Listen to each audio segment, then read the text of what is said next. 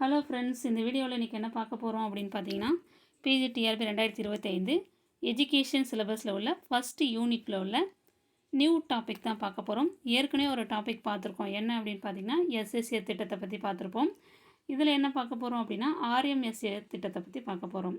இந்த ஆர்எம்எஸ்ஏ அப்படின்னா என்னென்னா, ராஷ்டிரிய மத்தியமிக் சிக்ஷா அபியான். இதனுடைய விரிவாக்கம்னா ராஷ்டிரிய மத்தியமிக் சிக்ஷா அபியான் தான் இதனுடைய விரிவாக்கம். இது இந்திய அரசால் 2009ஆம் ஆண்டு தொடங்கப்பட்ட திட்டமாக சொல்கிறாங்க. 2009 தொடங்கப்பட்ட திட்டம்.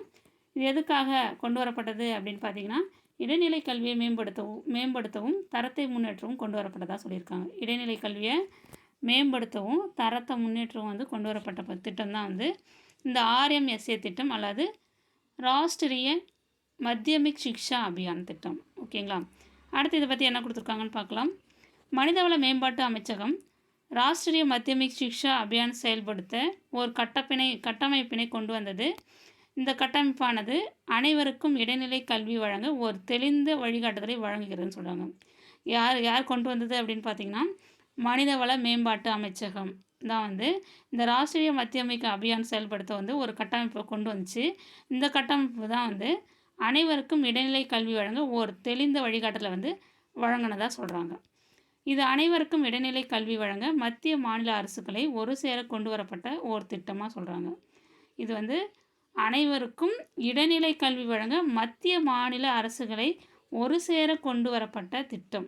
ரெண்டு அரசுகளையும் மத்திய மாநில அரசுகளை ஒரு சேர கொண்டு வரப்பட்ட திட்டம் தான் இந்த ஆர்எம்எஸ்ஏ திட்டம். அடுத்து என்ன கொடுத்துருக்காங்கன்னா, இலவச மற்றும் கட்டாய தொடக்க கல்வியானது இந்தியாவில் உள்ள குழந்தைகளுக்கு அரசியலமைப்பு உரிமையாக இருக்குது. அனைவருக்கும் இடைநிலை கல்வி வழங்குவது அத்தியாவசியமாக இருக்குது. இது வளர்ந்து வரும் பல நாடுகளில் ஏற்கனவே நடைமுறையில் இருக்கிறதா சொல்லியிருக்காங்க.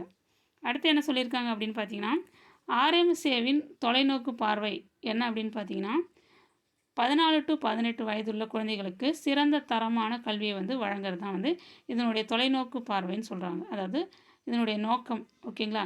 நீங்கள் ஏற்கனவே நம்ம போன வீடியோவில் பார்த்துருப்போம். எஸ்எஸ்ஏவின் நோக்கம் என்னென்னு பார்த்தீங்கன்னா, 6 to 14 வரை உள்ள குழந்தைகளுக்கு அனைவருக்கும் கட்டாய தொடக்க கல்வி. ஓகேங்களா? இது இடைநிலை கல்வி. ஆனால் 14 to 18 வயசு வரைக்கும் உள்ள குழந்தைகளுக்கு சிறந்த தரமான கல்வியை வழங்குறது தான் இதனுடைய நோக்கம். ஆர்எம்எஸ்ஏவின் நோக்கம். அடுத்து என்ன கொடுத்துருக்காங்கன்னா, ஆர்எம்எஸ்ஏ திட்டங்களை செயல்படுத்த தமிழகத்தில் வசதி வாய்ப்பு ஏற்படுத்தப்பட்டுள்ளது. இது நடுநிலை பள்ளிகளை உயர்நிலை பள்ளிகளாக மேம்படுத்த கண்காணிக்கிறதுன்னு சொல்லியிருக்காங்க. அடுத்து பார்க்கலாம் அதனுடைய குறிக்கோள்கள். ஏற்கனவே நம்ம எஸ்எஸ்ஏவுடைய குறிக்கோள்கள் நோக்கங்கள் பற்றி பார்த்துருப்போம். இந்த வீடியோவில் ஆர்எம்எஸ்ஏவின் குறிக்கோள்கள் பார்க்கலாம். ஃபஸ்ட்டு பாயிண்ட் என்ன கொடுத்துருக்காங்கன்னா, செயல்படுத்தி 5 வருடத்திற்குள்ளாக 2005 to 6 9th 10th 9th 10ஆம் வகுப்பு சேர்க்கை விகிதம் எவ்வளோ இருக்கணும் அப்படின்னா 52.26 புள்ளிக்கு அப்புறம் தனித்தனியாக பிரித்து சொல்லணும் நம்பரை.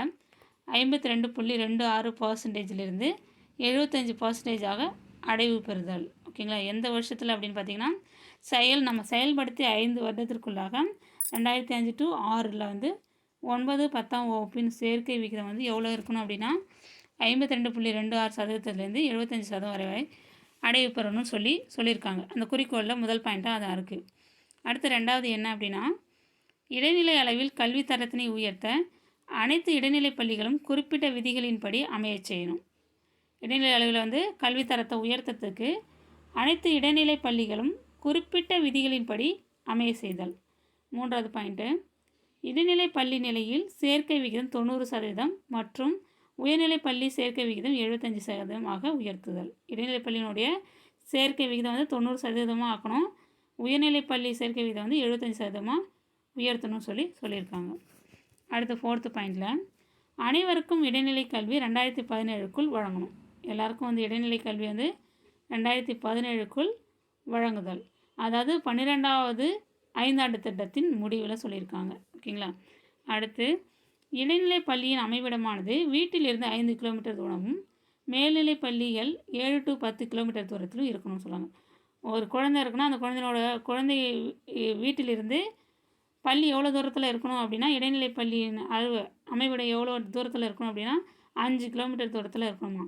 அதே மாதிரி மேல்நிலை பள்ளி எவ்வளோ தூரத்தில் இருக்குன்னா 7 to 10 கிலோமீட்டர் தூரத்தில் இருக்கணும். அந்த குழந்தை இருக்கிற வீட்டிலேருந்து ஸ்கூல் வந்து இவ்வளோ தூரத்தில் தான் இருக்கணும் அப்படின்னு சொல்லி கொடுத்துருக்காங்க. இது வந்து எக்ஸாமில் ஏற்கனவே ப்ரீவியஸ் இயர் கொஸ்டின் பேப்பரில் இருக்கும், கேட்டிருப்பாங்க. அடுத்தது வந்து பொருளாதார நிலையில் பின்தங்கிய பிரிவினர், பெண்கள், மாற்றுத்திறனாளிகள், தாழ்த்தப்பட்டவர்கள், பிற்படுத்தப்பட்டோர், சிறுபான்மையினருக்கு இடைநிலை கல்வி வழங்குதல். யாராருக்கெல்லாம் வந்து இடைநிலை கல்வி வழங்கணும்னு சொல்லியிருக்காங்க அப்படின்னு பார்த்தீங்கன்னா, ஏற்கனவே சொல்லியிருக்காங்க. வயசு 14 to 18ன்னு இதில் சொல்லியிருப்பாங்க. முன்னாடி RMSA 14 to 18 வயது உள்ள குழந்தைகளுக்கு சிறந்த தரமான கல்வி வழங்க சொல்லியிருக்காங்க. அதனுடைய நோக்கமாக சொல்லியிருப்பாங்க. இப்போ இங்கே என்ன சொல்லியிருக்காங்க அப்படின்னா, பொருளாதார நிலையில் பின்தங்கிய பிரிவினர், அது மாதிரி பெண்கள், மாற்றுத்திறனாளிகள், தாழ்த்தப்பட்டவர்கள், பிற்படுத்தப்பட்டோர், அப்புறம் சிறுபான்மையினருக்கு வந்து இடைநிலை கல்வி வந்து வழங்க சொல்லியிருக்காங்க. அடுத்தது நடுநிலை பள்ளிகளை உயர்நிலை பள்ளிகளாக மேம்படுத்துதல். அடுத்து 8வது பாயிண்ட்டு, இடைநிலை பள்ளிகளில் தேவையான உள்கட்டமைப்பு வசதிகளை பலப்படுத்துதல். இடைநிலை பள்ளிகளில் வந்து தேவையான உள்கட்டமைப்பு வசதிகளை வந்து இன்னும் பலப்படுத்த சொல்லியிருக்காங்க. ஓகேங்களா? இந்த 8 பாயிண்ட்டு தான் வந்து RMSAவின் குறிக்கோள்கள். நோக்கம் இதில் ஆனால் கொடுத்துடல, குறிக்கோள்கள் மட்டும்தான் கொடுத்துருக்காங்க. இதில் தொலைநோக்கு பார்வை வந்து அவங்க சொல்லிட்டாங்க. RMSAவின் நோக்கம் என்ன அப்படின்னு இதில் சொல்லியாச்சு. இந்த வீடியோ உங்களுக்கு பயனுள்ளதாக இருக்கும்னு நம்புகிறேன். போன வீடியோ பார்க்காதவங்க அந்த வீடியோ பாருங்கள். அந்த வீடியோக்கான லிங்க் வந்து டிஸ்கிரிப்ஷனில் கொடுக்குறேன். இந்த நோட்ஸ் பார்த்தீங்கன்னா பிஎட்டில் கொடுக்குற நோட்ஸ் தான். பிஎட் இப்போ கரண்ட் இயரில் படிக்கிறாங்க இல்லையா, அவங்க நோட்ஸ் தான் இது. ஓகேங்களா? இது நம்மளுக்கு வந்து யூஸ்ஃபுல்லாக இருக்கும். எல்லா சிலபஸும் வந்து இதில் கவர் ஆகுது. அடுத்தடுத்த வீடியோவில் நம்ம வந்து ஒவ்வொரு டாப்பிக்காக நம்ம பார்க்கலாம். அது நியூ டாப்பிக்காக பார்க்கலாம். ஓல்டு டாபிக் நான் ஏற்கனவே 2 இயர்ஸ்க்கு முன்னாடி வீடியோஸ்லாம் நான் போட்டிருக்கேன். எஜுகேஷன், சைக்காலஜி, இன்னோவேஷன் 3மே போட்டிருப்பேன். எல்லாமே வந்து ப்ளேலிஸ்ட்டில் கொடுத்துருக்குறேன். நீங்கள் அதை பாருங்கள், சர்ச் பண்ணி அந்த நேம் டைப் பண்ணி பாருங்கள். உங்களுக்கு அது உடனுக்குடன் உங்களுக்கு வந்து தெரியும். அந்த வீடியோவும் உங்களுக்கு யூஸ்ஃபுல்லாகவும் இருக்கும். நீங்கள் அது யூஸ்ஃபுல்லாக இருந்துச்சு அப்படின்னா நீங்கள் கமெண்ட்ஸில் நீங்கள் கமெண்ட் போடுங்க. ஓகேங்களா? அதில் எதாவது டவுட் இருந்தனாலும் நீங்கள் கமெண்ட்ஸ் பண்ணுங்கள். அதுக்கான பதில் வந்து நான் உடனுக்குடன் கொடுப்பேன். இந்த வீடியோ உங்களுக்கு ரொம்ப யூஸ்ஃபுல்லாக இருக்கும்னு நம்புகிறேன். Thank you friends.